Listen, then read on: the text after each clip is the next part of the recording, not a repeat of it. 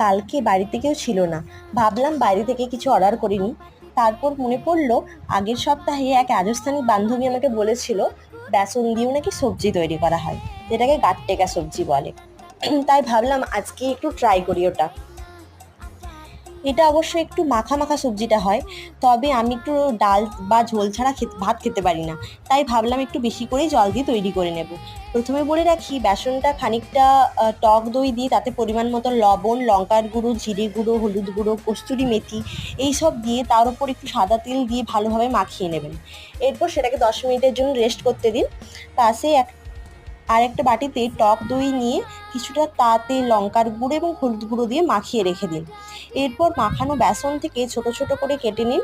হাত দিয়ে লম্বা লম্বা করে তৈরি করে নেবেন গাট্টে এগুলো। আমি একটা করে দেখিয়েছি, আপনারা দেখে করে নেবেন। এরপর কড়াইতে খানিকটা